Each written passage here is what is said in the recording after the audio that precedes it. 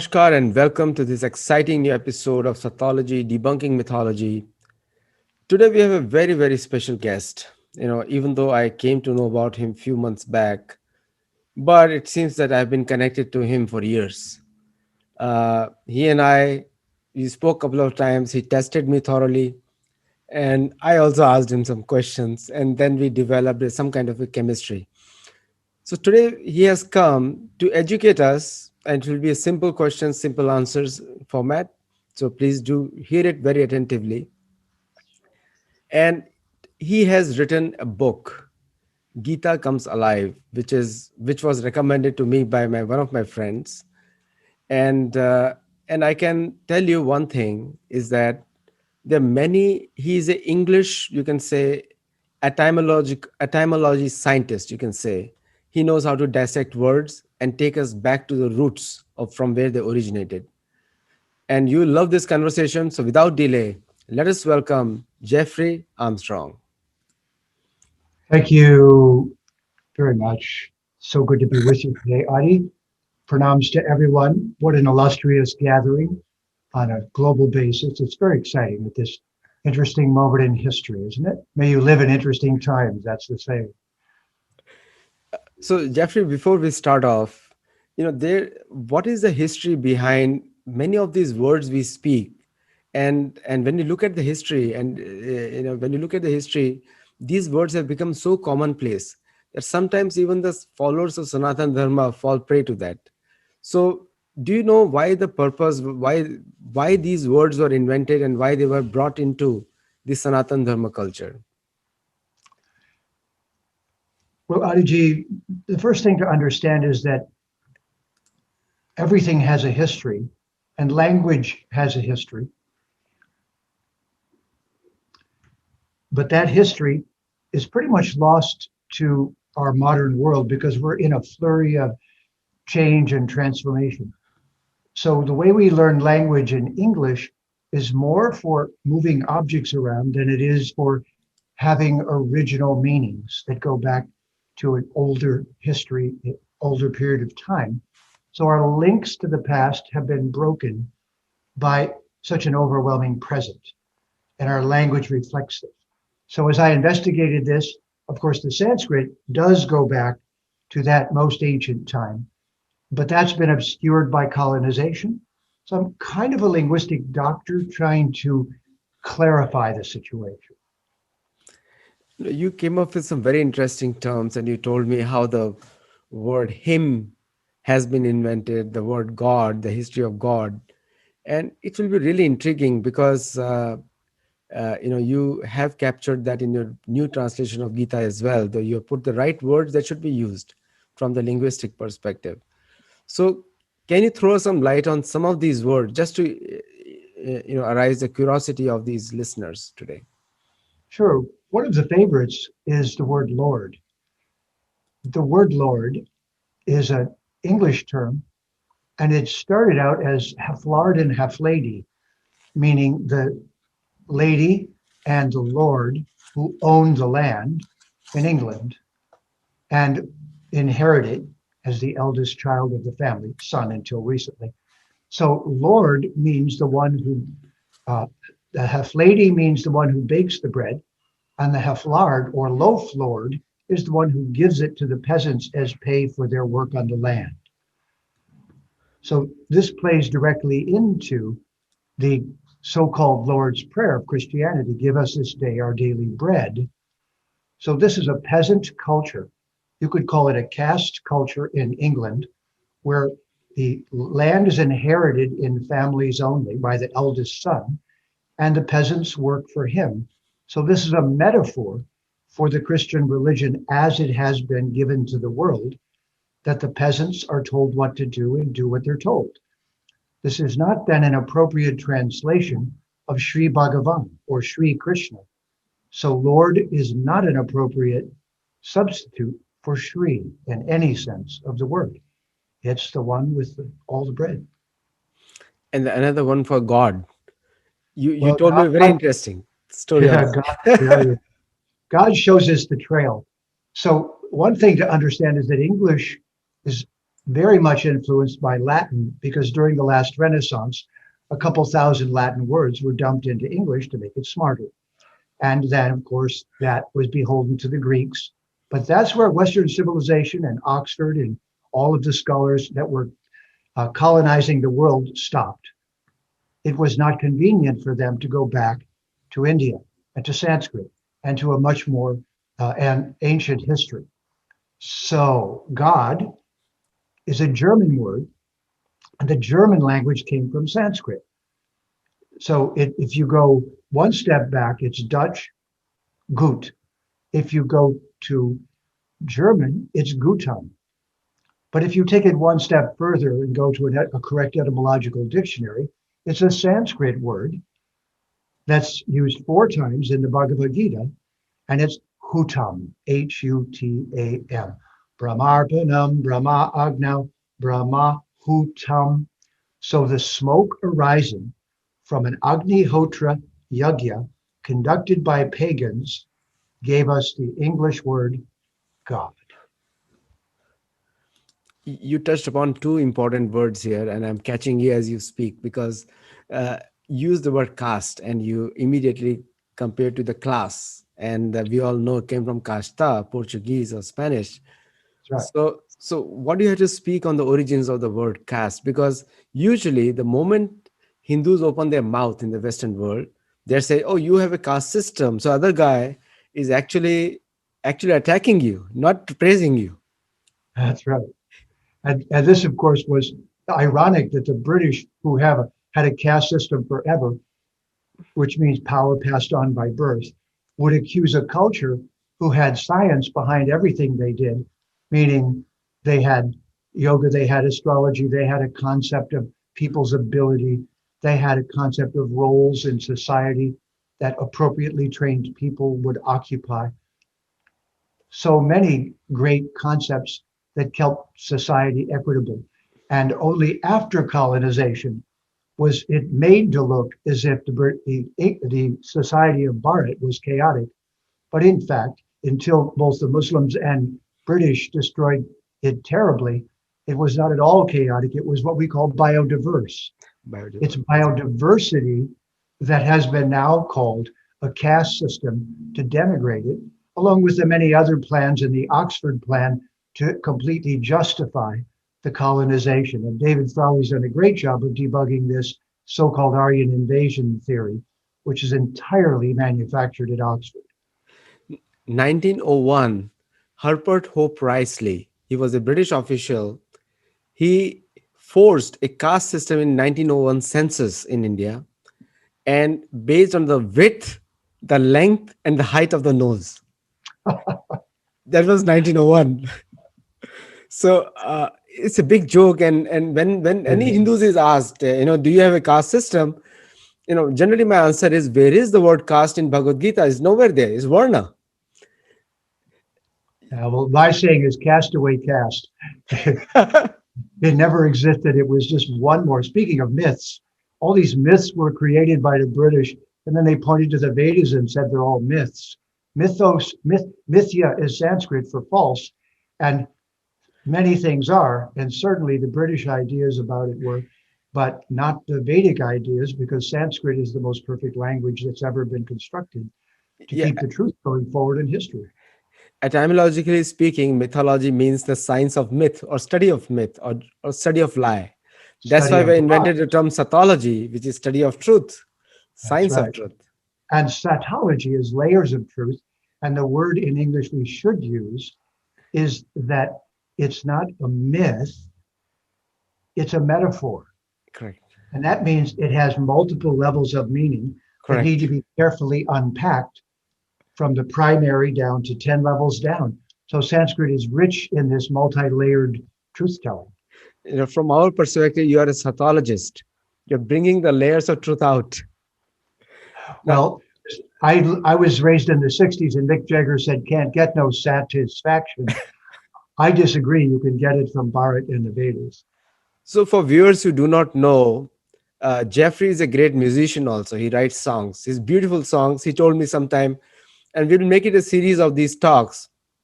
So one day we'll hear his songs as well, or what he has composed over there. Now, coming back to another term that he used in the last answer was pagan. And so where does the origin of pagan comes from?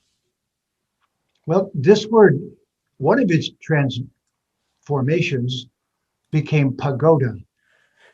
Just try to think where the words are being pronounced because Sanskrit is phonetic. So pagoda is a bagoda mispronounced, and it's where Bhagavan lives. So pagan is the people who live out in the forest, having an agricultural, biodiverse lifestyle, who recognize that nature is full of intelligent processes that they personified as the many devas in the Veda. So we would understand we're in a reciprocal relationship with them. And the head of the entire operation is the supreme being, the ultimate reality, Bhagavan, the one who possesses all the bhagas. The word God has no definition except it takes us back to Sanskrit and a Yagya, which is useful, but not a synonym with Bhagavan. Bhagavan takes us to the answer to the question, where did all this beauty come from? Where did all this really come from? So Pagan is the mispronunciation of Bhagavan. So, viewers, if you're watching, there is a website name mentioned behind Jeffrey, gitacomes alive.com. Get his copies of Gita when you get a chance. It's an amazing book. Now, coming to the questions to him is, now you also mentioned something really related to transcendental, and you were explaining me one time in your conversation, if you recall, what does really transcendental mean for people? This is a great phony English word because when you people say it, they think they just said something, transcendental. And yet there's no image. So the poet Coleridge said, if no image comes to mind, the word was illiterate. Don't use a word that has no image. So transcendental came to us from the Sanskrit transcandere, and it's the name Skanda, the son of Shiva and Durga, who is the commander in chief of the Devas and therefore a great athlete. So trans means beyond, and skanda means to leap. So if you say, where are you going? I say, I'm leaping beyond. It's an illiterate terminology. You have no idea where I'm leaping to. Therefore, we haven't defined the transcendental, but we pretended we're going there without saying where we're going. We're leaping. And the word Scandinavia, by the way, comes from the same word, just like Russia comes from Rishi and Ireland comes from Aryan. So all of these Sanskrit words were scattered across the trade routes 10,000 years ago, became what we now call Europe and the world, all the way through on the Silk Route. And they just transformed into various languages, but often lost their meaning. Skanda is the son of Parvati and Shiva. And Skanda is known for three-dimensional warfare. He was a chief senapati of Deva, and I'm also going to come to Deva and demigod a little later on. But so Skanda means actually the three-dimensional. It's like he can leaping in the air. Do you think that can be connected to Scandinavia? Well, it is etymologically, but all of these words have just become obscured. About 60% of Russian is Sanskrit, and Russia comes from the word rishi, because the rishis of India looked for a place where no one would bother them, went north, ended up making ashrams in Russia. So everyone has cut off these roots, but especially to be fair, and this is not to be unkind, the three Abrahamic religions believe the world began 6,000 years ago. So they are not willing to hear of any other history. And yet that is not the correct history of the world in any way, shape, or form. We know this scientifically now. In the home of a Hasidic Jew, you cannot say the word dinosaur because it violates the chronology of their history.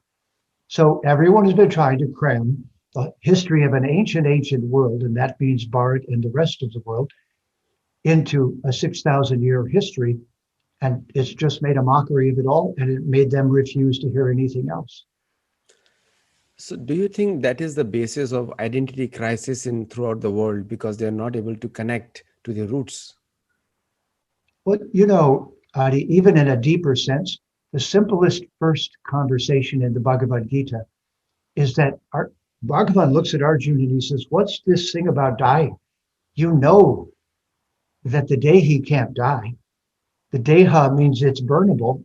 So the physical body's called deha because it'll be burned someday. Dehi nosmin yata dehi.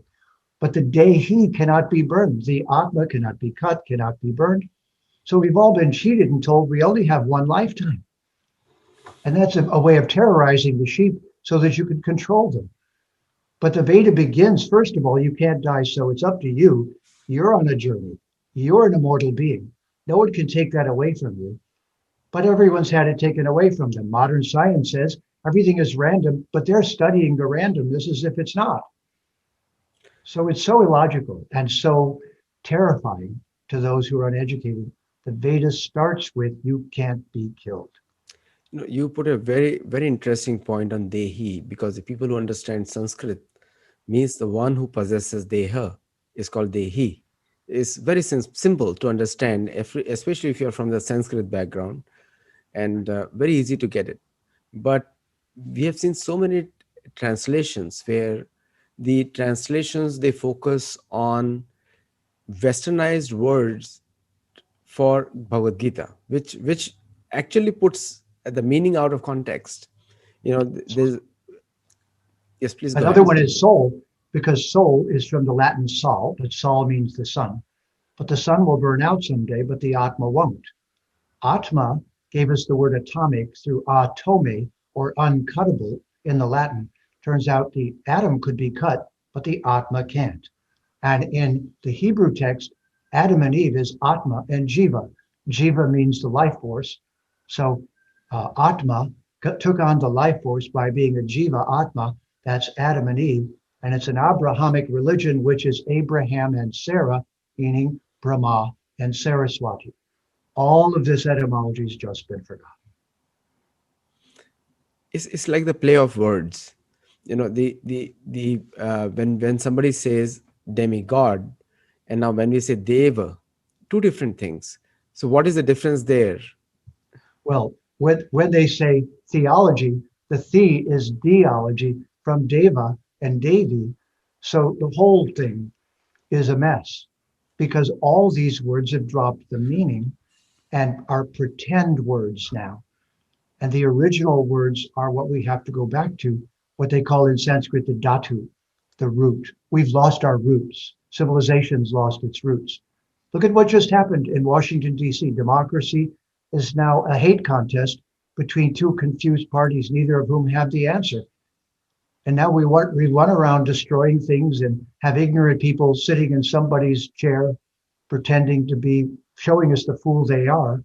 And so this is the chaos of Duryodhana and Dhritarashtra. And by the way, Dhritarashtra means blinded by the land. I wonder if that's called real estate. You coined a new term, and it remind me. You coined a new term called dharmocracy, and in one of the conferences many years back. And so how do you think that's standing against democracy, and which one of the very famous preachers in the Western world, Prabhupada, called it demon crazy. So Yes, indeed, it's demon crazy. But actually, daemon in the Latin means one's genius. And so there was a saying back then, if someone said, "You're brilliant," they'd say, "No, my daemon did it. My genius did it." And genius was genie, which is deva. My Ishta Devata did it. I didn't. So saying all of these words are lost, but originally it was that my deva did it. And my deva or devi is the source of my brilliance because they're my Ishta Devi. They're in my horoscope. They're the grahas that are ruling my planets because of my karma. Oh, but I wouldn't want to confuse the people who only have one lifetime. but you put now you gave me two more questions now, just now. So you spoke about karma, and you also spoke about next life, and also you quoted a shloka Dehinosmin earlier. So whenever I wrote a very famous book called Karma is a Bitch, and it became hugely popular because it's an American slang for anyone doing wrong to others. So they curse each other. Karma is a bitch. Karma is going to see you later. But karma is also a concept very grossly misunderstood. Also, different types of karma and how it makes you a self-responsible individual. Anyone who believes in it, and many famous thinkers have said, anyone who believes in karma is actually adds to the society and becomes a responsible person. So what is your view on karma? First of all, we need to know the linguistic origins so that people can learn a little bit. Well, here's something that's missing from people's understanding of England. The Celtic culture, the Druid, were the Dravids from South India, who also went out on the road, just as the Gypsies did, the Roma, who went out from Rajasthan. And flamenco music in Spain came from India as well. So all of these migrations, so here the Druids, the Dravids, end up in England. And then English starts to develop. And so there's a word for, and that is Dri. So Dri is from Ritam. The Ritam gives us the Ri, and the Ri becomes the Dri and the Kri. It's the basis of everything happening within matter. One, the Dri is the essential nature of a thing, which if you take it away, it's no longer itself. And then Kri is the cause and effect that's set in motion when you move something or change it in any way, because cause and effect is how it's existing. Now, go back to the formations of English. The word Dri of Dharma gave us the English word for tree. Tree stands for what its essence is. So Dri became tree, tree became triuth, troth, trust, and the English truth. So truth is just a mispronunciation of Dharma, the essence of something. And everyone who studied history knows the Druids, like the oak tree especially, these trees were the symbol of truth. But is not Dharma to stand for what is actually always true? Is it not Sattology Correct. to stand for that? So tree, triuth, troth, trust, the TR of English truth is the DR of Dharma, and it's the Ritam because you can count on it always being the same. We just got lost. See the And Adi karma, yeah, and then karma. karma. Yes, please, And karma. then karma, if you don't know karma, she's a bitch. But people look at Kali and say, oh, you're a bitch, you're destroying everything. That's because they don't know her as Durga. So another point that you just mentioned, Adi Sankaracharya, he invented the term. Generally the very scholarly Vedic people were known as Trivedi, Chaturvedi, Dvivedi. So these are different names over there in the Sanskrit. These are surnames also, very common surnames in India, based on the community where they belong to. So Triveda, which is the concept of Krishna says Tragunya Vishya Vedya. So Trived is a very ancient concept. And do you think somehow it is related to Dravid word? Because the word Dravid, and another aspect is also in, if you look at Bharat, Varsh, that at the point three oceans meet at the below, and so the land is divided amongst three oceans. The three oceans they meet, which is East Bay of Bengal, and then Sindhu is I would call it the Sindhu Sagar because that's the ancient name of which is the ocean on the west, and the south is Hindu Mahasagar. And so these are the three different names in Sanskrit over there. Now, do you think that somehow the three Ved becomes they converted into Dravid in any way, or do you think that can be far-reaching? Well, this is an important subject. There's a lot we don't know about the archaeological side of history past a certain point. But the recent work, and my Bhagavad Gita is introduced by a wonderful scholar, Nilesh Oak, who has done some recent work on the astronomical information that's given in the Mahabharata. Most people have forgotten there are over 250 astronomical references from a solar lunar calendar in the Bhishma Parva of the Mahabharata at the time of the Mahabharata conflict, which allow us now with technology, with computers and telescopes, to give an exact moment in history when those uh, various astronomical pieces of information in the Mahabharata were given. And this is the only historical text in the world that has this, that has actual solely lunar astronomical sidereal information to show us what the sky was doing, which is provably only at a certain point in chronological history. Beyond that, it's more difficult to know the comings and goings because so many peoples mixed in the ancient past of our planet. We know that it goes back even further to the Ramayana. And so many of these archaeological terms are still speculative, and we have to be careful not to project an imaginary history onto them. But we know that it's very ancient. We know that in it are contained so many secrets.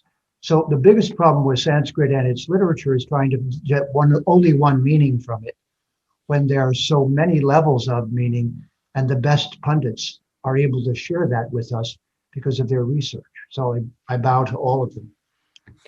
So you mentioned some very important points there, that how astronomical dating and also then the events on the earth, connecting the events on the earth to astronomical dating, plus the geographical coordinates. Now we see that even today, and I'm talking traditions point of view, right from throughout the world, the geographical coordinates mentioned in Mahabharata even stand till date. So they will not mention landmass names, even though they have categorized it Uttar Kuru and Chin, Khasa. Chin is also ancient name, Karatak, which became Karnataka today, and Kaikai Desh. All these different names are there. But at the same time, there is astronomical references also, which make it very mathematically accurate that this particular period the things have happened. But the biggest thing which has happened, and we can do many sessions on this, but only for this session I'm going to stick to one topic right now. So the one of the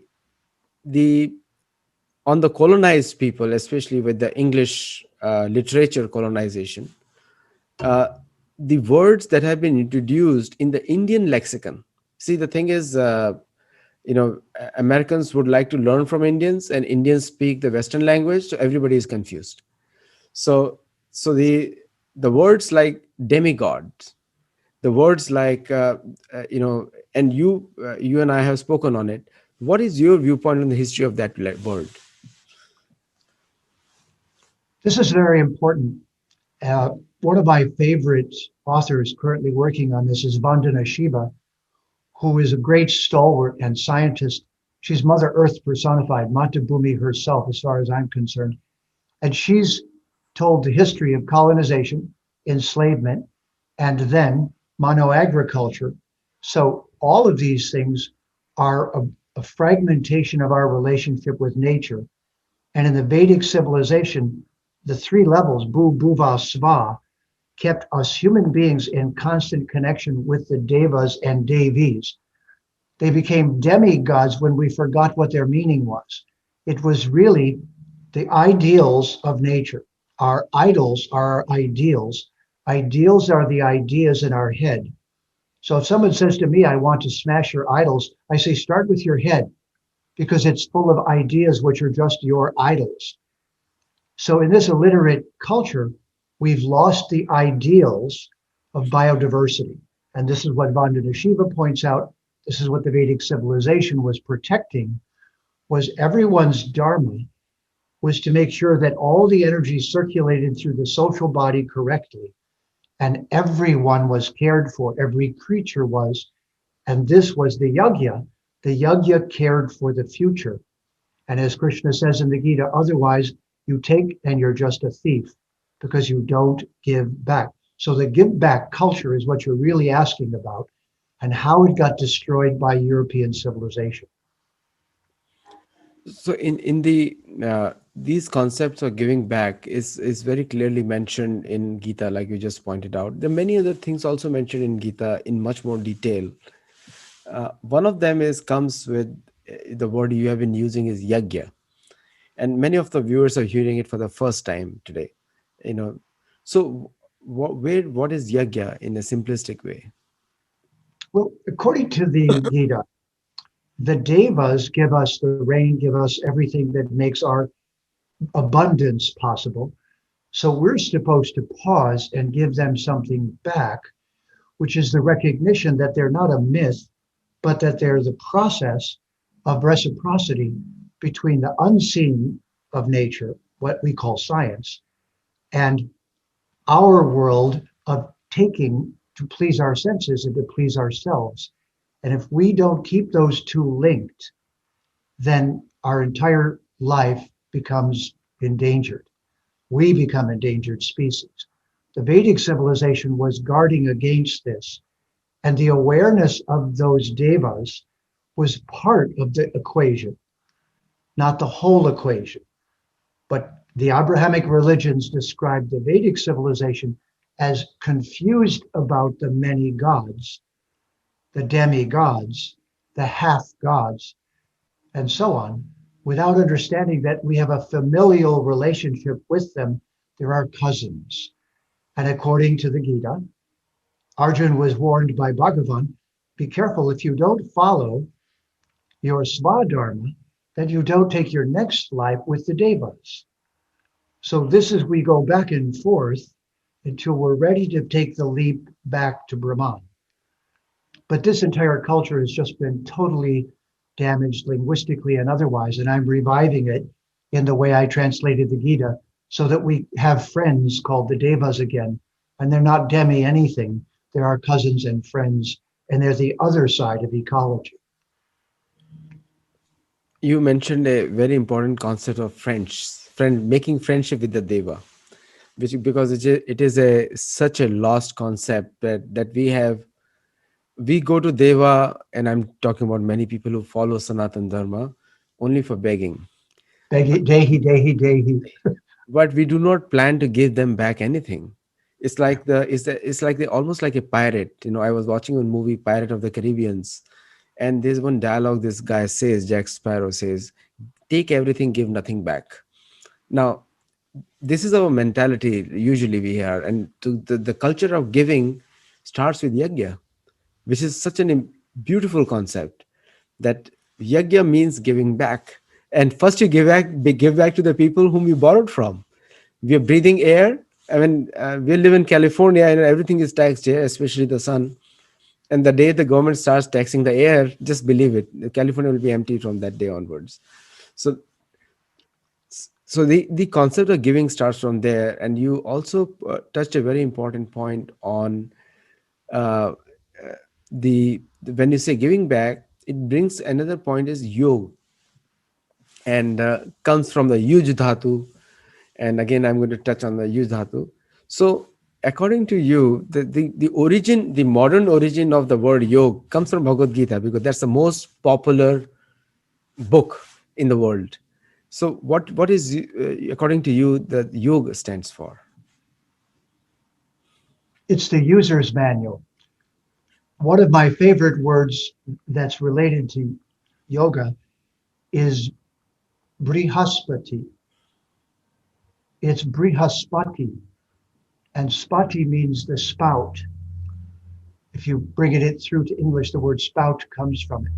So the planet Jupiter is not just a teacher, he's Brahman, he's the access point to Brahman, the Briha Spati, the spout of Brahman.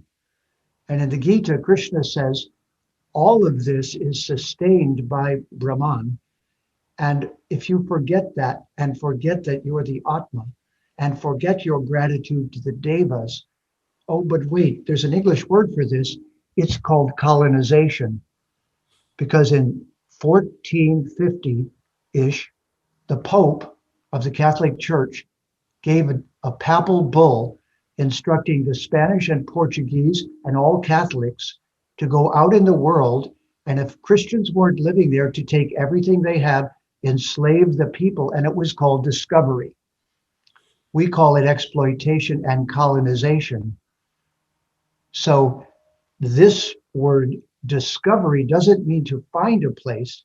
It means to go if you're a Christian, enslave the people, rape and pillage, take what you want, start corporations who have no conscience but only take. This is the construct of the world we live in today. Only take, don't give back. The Vedic civilization invented what we call ecology, and isn't it called prasad? Exactly, Prasad. Prasad. It's a prasad culture. Thank you, culture. Great points, great points. And I think you connected very well with the history of the world. Uh, uh, for the viewers who do not know, 1492 is when Columbus mistakenly landed in Barbados. Between 1492 and 1924, there was a beautiful word invented called Columbian Exchange. And it has nothing to do with Columbian Exchange. It was Columbian savagery or whatever you call it, some other word. And the cultures of the Native Americans throughout South America and North America was plundered to such an extent. In Destroyed. 1924, American government gave citizenship to Native Americans, that you are an American citizen.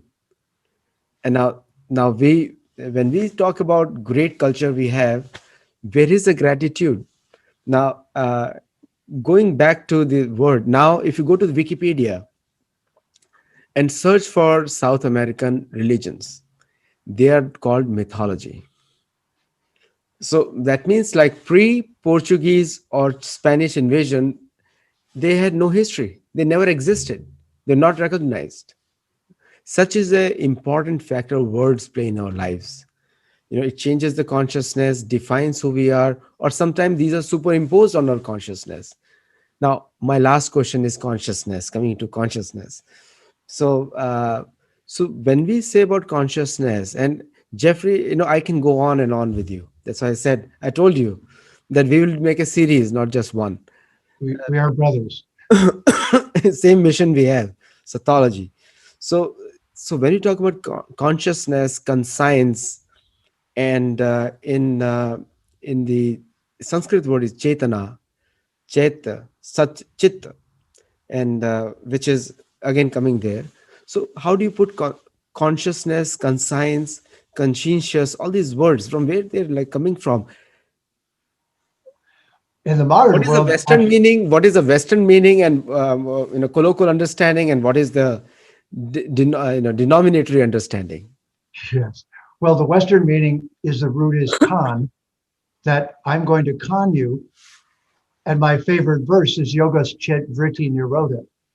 So it says your chit, your consciousness in its most original sense, the consciousness, the energetic dis- display from our Atma, which is permeating matter, that light, which causes our lunch body, this body, to circle us and orbit us, that Atma in the middle of it, that consciousness. But the con is that the word is advertisement. Do you hear the word vritti there? Yes, yes. Advertisement is purposely placing vrittis in the consciousness of the viewer, be they children or adult, so they will blindly and unconsciously go and buy your product. So it used to be called black magic. Now it's called advertising. And it's what the Yoga Sutras are talking about, that yoga gets all the adverts out of you and links you back to being your true self, your sat self, not the asat of the advertisers.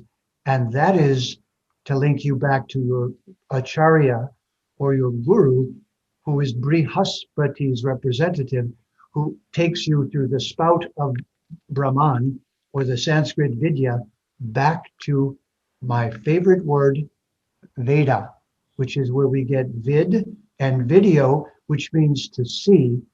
Veda is that which allows you to see, and that is Rishi.